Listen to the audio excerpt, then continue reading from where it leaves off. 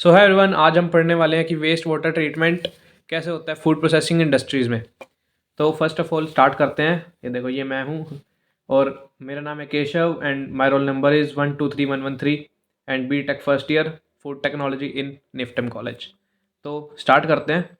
तो इसमें हम इन डेप्थ पढ़ने जा रहे हैं सिग्निफिकेंस वेस्ट वाटर ट्रीटमेंट का। फूड प्रोसेसिंग इंडस्ट्री में क्या क्या होता है, मतलब चैलेंजेस क्या रहते हैं, टेक्निक्स क्या रहती हैं, बेनिफिट्स क्या रहते हैं, फ्यूचर प्रोस्पेक्ट्स क्या रहते हैं। So let's get started. So first of all हम पढ़ेंगे कि ओवरव्यू, फूड प्रोसेसिंग इंडस्ट्री का ओवरव्यू तो जान लें यार, कि अगर वेस्ट वाटर कहीं से निकल रहा है तो उसका ओवरव्यू तो जाने पहले क्या कैसे रहता है। तो फर्स्ट ऑफ ऑल हमारे पास है वैरायटी, स्केल, इम्पैक्ट।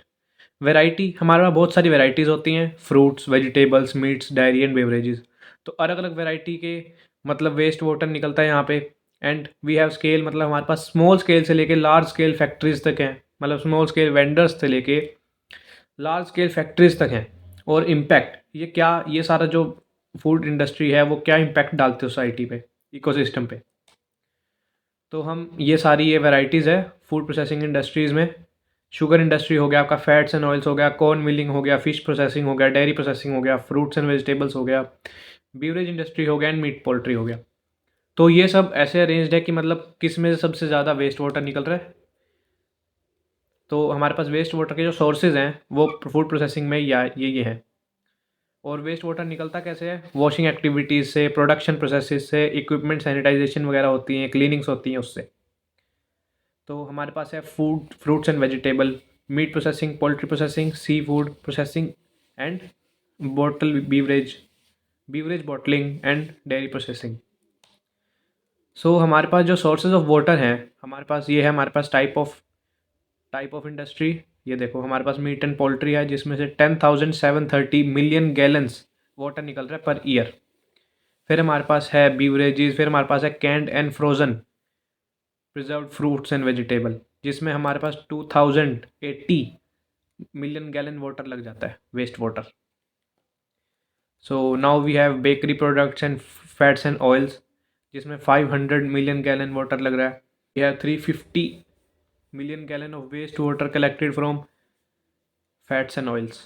सो ऐसे करके हमारे पास लास्ट में आता है मिसलेनियस फूड प्रिपरेशंस, जिसमें 700 million gallon water waste water होता है। वो क्यों होता है, क्योंकि हमारे पास जो है डिस्चार्ज वाटर हो रहा है, जो वाटर जो है अनट्रीटेड वाटर है, अनट्रीटेड वेस्ट वाटर। यही हम इसे अच्छे से ट्रीट करेंगे, अगर यही हम इसे अच्छे से प्योरीफाई करेंगे तो वो वेस्ट वाटर नहीं रहेगा, उसे हम रीयूज़ भी कर सकते हैं।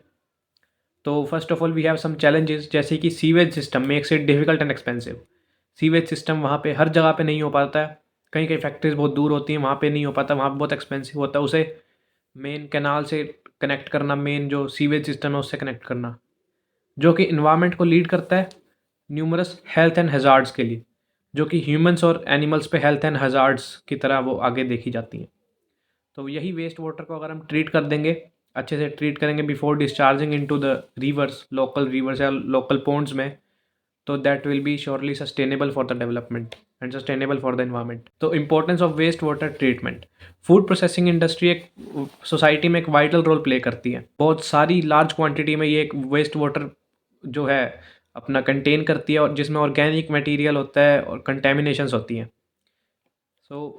अब इसकी इम्पोर्टेंस हमारे पास ये है कि अगर हम वेस्ट वाटर को अच्छे से ट्रीट करेंगे, प्रॉपर ट्रीटमेंट होगा इसका, तो हम एनवायरनमेंट को प्रोटेक्ट कर पाएंगे, जिससे हम aquatic life, aquatic ecosystem, biodiversity को भी प्रोटेक्ट कर पाएंगे।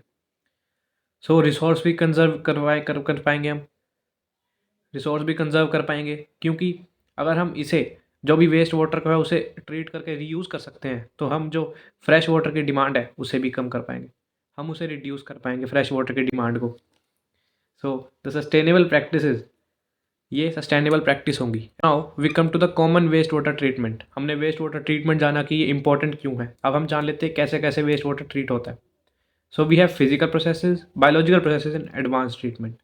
फिजिकल प्रोसेसेस में आपका स्क्रीनिंग आ जाता है, सेडिमेंटेशन आ जाता है, फिल्ट्रेशन आ जाता है। एंड बायोलॉजिकल प्रोसेसेस में आपका आता है degrade of organic material, anaerobic और एरोबिक प्रोसेस से। एंड एडवांस ट्रीटमेंट में आपका फिल्ट्रेशन एंड केमिकल प्रोसेस आ जाता है, मेम्ब्रेन फिल्ट्रेशन होता है, जो कि हम आगे अभी देखने वाले हैं।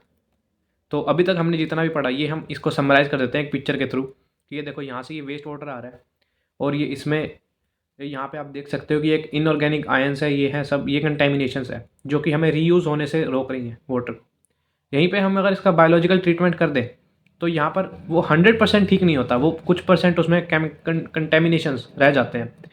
और उसके बाद जो हम इसको एडवांस ट्रीटमेंट कर दें मेम्ब्रेन टेक्नोलॉजीज से, तो हम इसे एंड में रीयूज़ कर सकते हैं। रीयूज़ यहाँ पे देखो क्रॉप्स में पानी डालने के लिए हो गया, इलेक्ट्रिसिटी जनरेट करने के लिए हो गया। सो अब ये तो है नहीं कि मतलब अगर हमने चाहा तो बिल्कुल हो जाएगा वेस्ट वाटर टू ट्रीटमेंट, उसमें कुछ चैलेंजेस भी आएंगे, उसमें कुछ दिक्कतें भी आएंगी।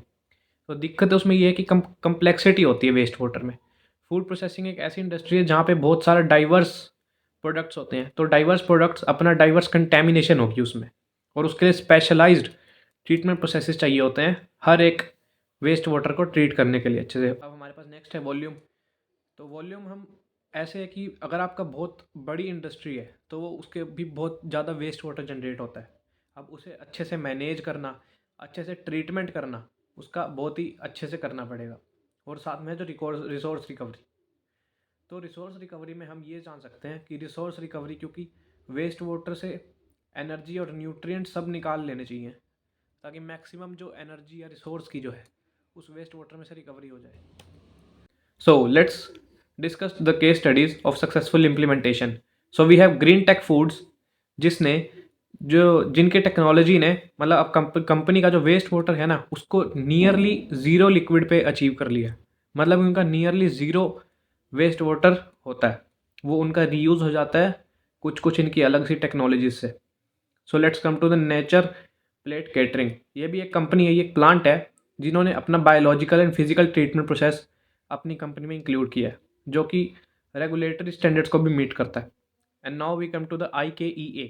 दिस कॉरपोरेटिव IKEA, इन्होंने anaerobic digestion and biogas conversion किया है। अपनी कंपनी में energy rich waste water by product निकाले जिससे इनका रिन्यूएबल एनर्जी प्रोडक्शन होता है। तो अब ये है कि अभी फ़िलहाल इसमें बहुत सी रिसर्च चल रही हैं, फ्यूचर प्रोस्पेक्ट्स एंड एडवांसमेंट होती हैं इसमें। तो ये एक ऐसी इंडस्ट्री है कि मतलब इसमें अभी और बहुत सारी एडवांसमेंट होनी बाकी है। एंड मोर सस्टेनेबल फूड बनेगा तो मोर सस्टेनेबल फूड इंडस्ट्री बनेगी, फूड प्रोसेसिंग इंडस्ट्री बनेगी। So at last I want to thank क्योंकि I want to give my gratitude for your time and attention कि आपने इतने ध्यान से अगर सुना, और thank you for giving me the opportunity to inform you all. And I hope कि आपने कुछ वैल्यूएबल इसमें से कुछ सीखा होगा एंड वेस्ट वाटर के बारे में आज हमें कुछ नया सीखने को मिला होगा। Well let me tell you also the data sources. तो ये जो केस स्टडी है ये हमने विकीपीडिया एंड कोरा.com से ली थी, तीनों केस स्टडीज़। जो कंपनी का जो नाम है IKEA, ये केस स्टडी हमने इनकी ऑफिशियल वेबसाइट से ली थी। एंड जो डेटा सोर्सेज हैं यहाँ के वो वाटर वेस्टेज के, ये हमने अपनी WHO वाली वेबसाइट से ली थी। And all the images are stock images, ये मतलब स्टॉक इमेजेस हैं, अगर इसको आप कहीं पोस्ट भी करते हो तो कोई इसका इशू नहीं है। रेफर्ड फ्रॉम, ये सारी इमेजेस पब्लिक डोमेन में से उठाई गई हैं तो इसमें कोई दिक्कत भी नहीं होगी। And thank you for the watching this video. I hope कि आपको वीडियो अच्छी हो लगी होगी। Bye bye, take care.